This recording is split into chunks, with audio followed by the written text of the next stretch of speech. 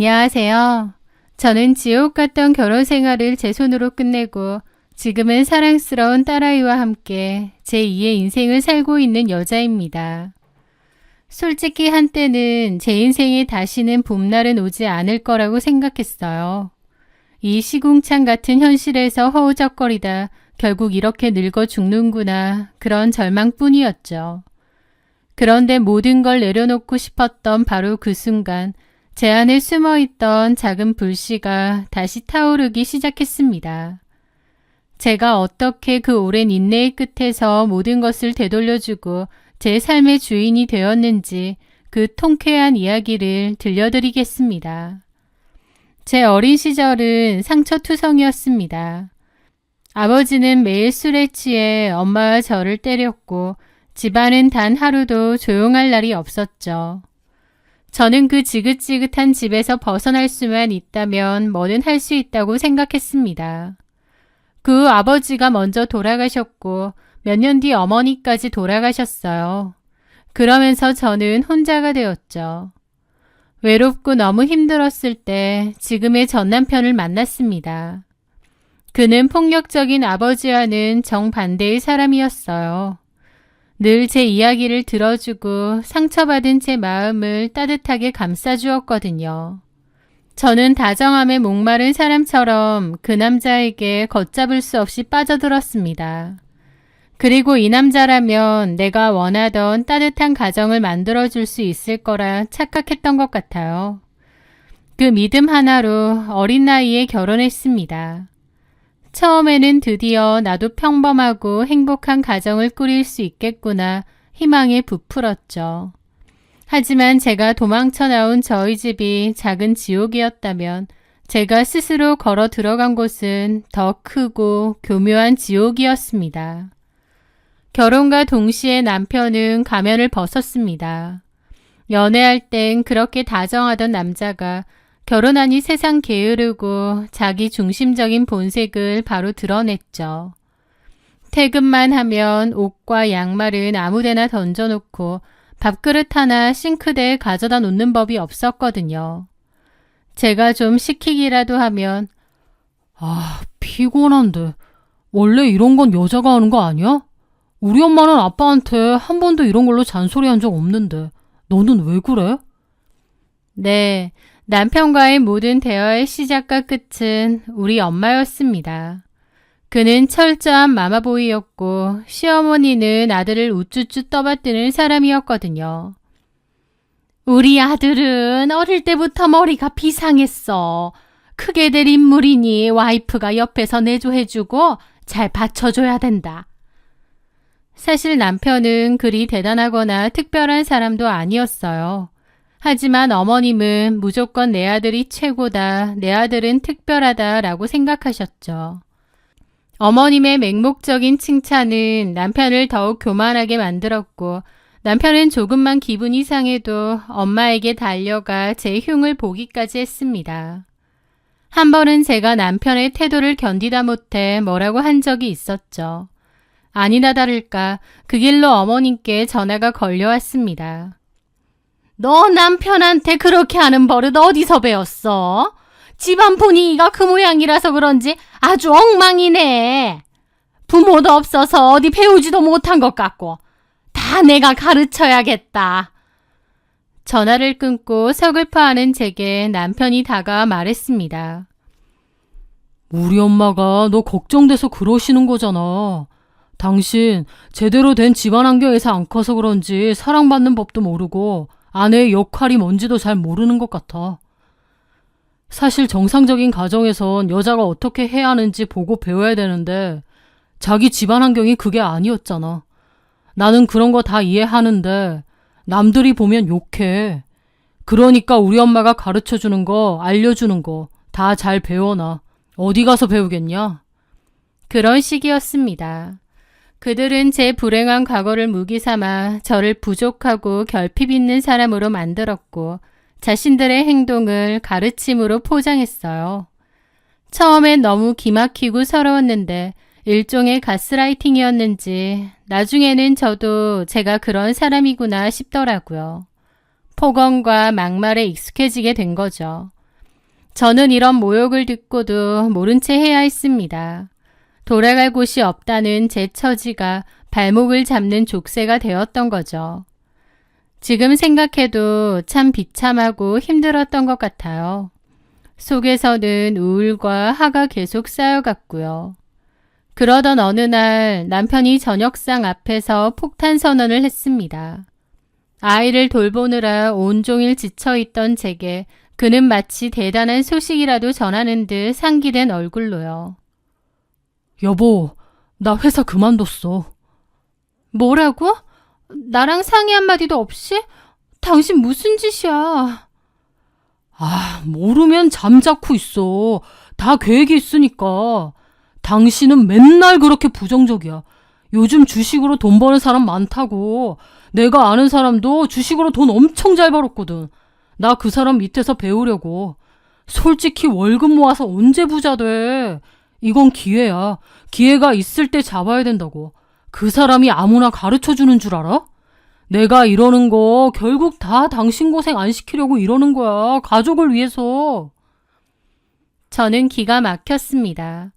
그의 말은 가족을 위한 것처럼 했지만 실상은 그냥 회사 다니기 싫어서 저지른 책임감 없는 짓이었죠. 남편은 두고 봐, 금방 강남에 아파트 사줄게 라며 큰 소리를 쳤지만 전혀요. 저에게 그 시기는 지옥 그 자체였습니다.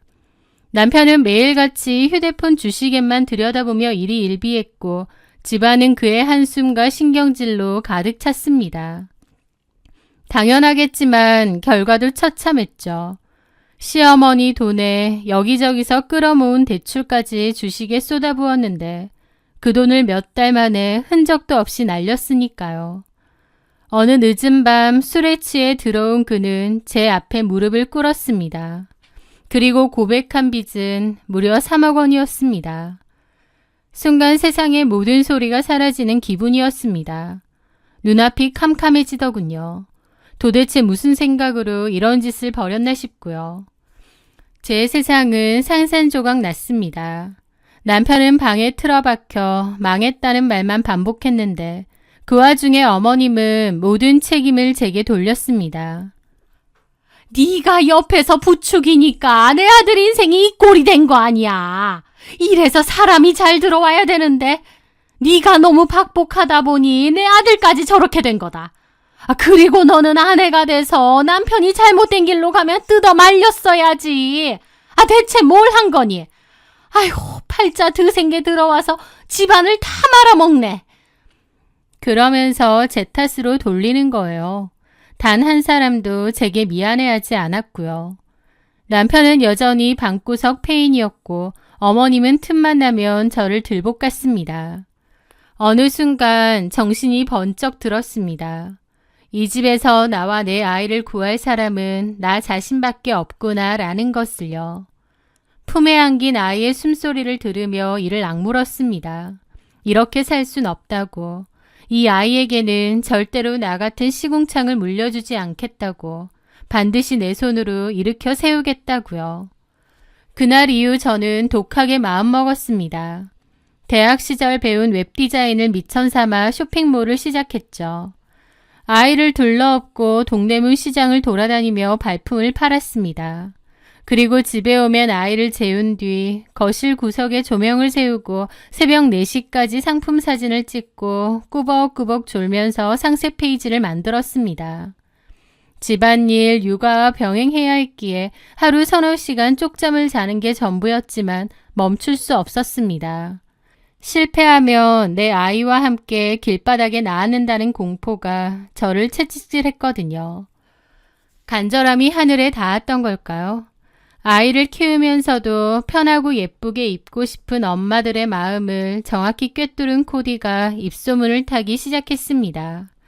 주문이 하나둘 늘어나고 통장에 처음으로 수익이 찍혔을 때 저는 휴대폰 화면을 붙잡고 소리도 내지 못한 채 한참을 울었습니다. 그건 단순한 돈이 아니었습니다. 제 힘으로 다시 살 수 있다는 희망의 증거였고 제 자신에게 보내는 위로였으니까요. 그 돈이 점차 늘어나고 사업은 무섭게 번창했습니다. 그렇게 사업이 안정권에 접어들었을 때 저는 대학 동기였던 컴퓨터공학 전공 친구와 손을 잡고 과감한 투자를 했습니다. 고객의 취향을 분석해 옷을 추천해주는 AI 기반 시스템을 도입한 겁니다. 이 서비스는 업계 최초였고 저희 쇼핑몰은 순식간에 선두주자로 떠올랐습니다. 마침내 남편이 남긴 빚 3억 원을 모두 갚는 날이 왔습니다. 저를 짓누르던 거대한 바위가 사라지는 기분이었죠. 그리고 이사를 했는데 당연히 제 명의였습니다. 상황이 바뀌자 남편과 어머님은 가면을 바꿨었습니다. 처음에는 입이 닳도록 저를 칭찬하더군요. 어머님은 친구들에게 우리 며느리 덕에 어깨 펴고 산다 며 자랑했지만 그 끝은 늘 다 내 아들이 여자를 잘 들인 복이고 우리가 오갈 데 없는 너를 받아준 덕분이지 라는 말로 끝났습니다. 그러면서 너 우리한테 잘해야 돼. 솔직히 어느 집에서 너 같은 조건을 며느리로 맞이하고 싶어 하니? 나니까. 그리고 우리 아들이니까 편견 없이 받아들여 준 거지. 그러니까 성공할수록 가족들한테 잘해야 돼. 그거 있잖아? 대번에 망한다. 그런 사람들 여럿 봤어. 올챙이적 생각 못하는 사람들. 우리가 너 힘들 때 가족이 되어준 거 알지? 그거 알면 우리한테 잘해. 결국 남는 건 가족들밖에 없거든. 그런 식으로 저를 계속 가스라이팅 했죠. 게다가 남편도 겉으로는 저를 치켜 세웠지만 그 눈빛에서는 저를 이용해 먹으려는 계산이 있었습니다. 자기 진짜 대단하고 멋지다. 나는 자기가 이렇게 해낼 줄 알았어. 근데 우리 엄마 말처럼 알지? 자기가 이렇게 성공할 수 있었던 데는 우리 도움이 있었던 거. 내가 살아보니까 결국 가족이 제일 중요해. 잘 먹고 잘 살려는 게 결국 뭐야? 가족들 행복하게 해주려고 하는 거잖아. 나도 비록 빚만 남긴 했지만 가족들 전부 다 잘 살아보려고 노력하다가 그렇게 된 거 알지? 우리가 자기의 진짜 버팀목인 거야. 그걸 꼭 명심해야 돼. 라고 했죠. 어머님과 남편의 저런 말들을 신물이 나게 들으면서 제 마음으로도 그래 돈도 많이 생겼으니 가족들한테 잘하자. 미우나 고우나 결국 내 가족들 아니냐 생각했죠. 그런데 갈수록 그러한 것들은 당연한 요구로 바뀌었습니다. 영숙이 엄마는 아들이 신상백 사줬다는데 나는 언제쯤 며느리 덕 좀 보려나. 나도 사장 남편인데 이 정도 시계는 차줘야 체면이 살지 않겠어? 그러면서 노골적으로 저에게 요구하는 것이 늘어났고 심지어 어머님 사는 집 전세금까지 제가 해주었습니다. 고마운 게 아니라 당연한 건 줄 알더라고요. 그 후에도 남편에게는 가장의 체면을 세워줄 고급차를 사주었고 어머님에게는 명품관 VIP가 될 수 있는 카드를 쥐어주었습니다. 하지만 그들의 욕심은 끝이 없었습니다. 용돈은 매달 정해진 날짜에 입금해야 하는 월급이 되었고 금액이 조금이라도 줄면 사업이 어렵냐며 비아냥거렸습니다. 저는 잠자는 시간을 쪼개가며 필사적으로 일했지만 제가 번 돈은 그들의 사치를 위한 땔감이 될 뿐이었습니다. 그 집에서 저는 더 이상 아내이자 며느리가 아니었습니다. 말 잘 듣고 돈 잘 버는 현금 인출기일 뿐이었죠. 저는 그들에게 가족이 아니라 그들의 허영심을 채워줄 수단일 뿐이라는 생각이 갈수록 들었습니다. 그 오랜 기간 저를 덮고 있던 가스라이팅에서 조금씩 벗어나고 있었던 거죠. 그러다 마지막 인내심이 무너지는 순간이 찾아왔습니다. 결혼 생활 10년, 명절의 시작은 언제나 시댁이었습니다. 남편은 그게 당연한 순서라고 했고 저는 군소리 없이 따랐죠. 그래서 돌아가신 엄마 산소는 늘 뒷전이었습니다. 장모님은 돌아가셨잖아. 산 사람은 챙겨야지. 그래 맞다. 죽은 사람보다 살아있는 시부모부터 챙기는 게 도리 아니냐? 예전에는 싸우기 싫어 넘어갔지만 어느 순간 더 이상 참고 싶지 않아지더라고요. 그래서 설날을 앞두고 남편에게 통보했습니다. 이번 설엔 우리 엄마 산소부터 갈 거야. 당신이랑 애도 같이 가. 뭐라고? 우리 엄마 알면 난리나. 이제 순서는 내가 정해. 싫으면 당신 혼자 시댁 가. 난 알아서 갈 테니까. 제 단호한 태도에 남편은 입을 다물었습니다. 설날 아침 저는 딸의 손을 잡고 엄마의 묘로 향했습니다. 정성껏 음식을 올리며 절을 드리자 오래된 죄책감이 조금은 씻겨 내려가는 듯 했습니다. 하지만 시댁에 도착하자마자 어머님이 고래고래 소리를 질렀습니다. 너 지금 뭐 하자는 거야? 시어미 말은 개똥으로 들어? 간이 배 밖으로 나왔어? 왜 거기 먼저 가? 당연히 시댁 먼저 와야지. 어머님, 10년이면 저도 할 만큼 했습니다. 이게 그렇게 잘못인가요? 뭐? 너 돈 좀 번다고 눈에 뵈는 게 없구나. 네, 맞아요. 제가 여태까지 너무 바보같이 살았던 것 같아요. 제 말이 끝나자 시어머니는 눈이 뒤집혀 제게 달려들며 손을 치켜들었습니다. 그 순간 제 안에서 무언가가 끊어졌습니다. 저는 시어머니의 손목을 낚아채며 차갑게 말했습니다. 그만하세요. 저도 더는 안 참습니다. 저는 시어머니의 팔을 밀었고 바닥으로 나가 떨어진 시어머니를 남편이 부축했습니다. 무슨 짓이냐고 소리를 지르면서요. 저는 그들을 보며 코웃음을 치며 선언했죠. 똑바로 들으세요. 돈 버는 사람은 나고 내 돈 쓰고 싶으면 내 말 들으세요. 그게 싫으면 이혼이고요. 남편과 어머님은 입이 뜨악해지더군요. 당신 미쳤어? 이혼이라니! 미친 거 아니고 이제야 제정신이야. 생각해보니 참 어이없네. 내가 왜 죽어라 벌어서 어머님하고 당신 사치 부리는 거 메꿔줘야 해? 내가 어리석었던 거지. 너무 늦게 깨달은 거야. 나 더 이상 그런 짓 안 해. 결정해. 앞으로 내가 모든 의사결정할 거고 내 얘기 듣고 잠자코 지내면 이혼까진 안 해. 근데 그게 아니라면 바로 이혼이야. 저는 남편을 노려보며 말했습니다. 제가 아주 미쳤나 보다. 와, 진짜 돈 좀 번다고 사람을 이런 식으로 무시해?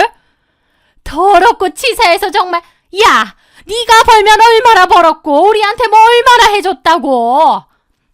라는데 어처구니가 없어서 웃음이 막 나더라고요. 제가 여기서 뭐 얼마나 더 해줘야 되는데요? 그렇게 생각하셨어요? 팔자에도 없는 온갖 사치 다 누리게 해줬는데 그렇게 생각하신 거죠? 좋습니다. 그러면 아쉬운 거 없겠네요. 물론 저도 마찬가지고요. 이혼하고 남남하면 되겠어요. 뭐야? 여보!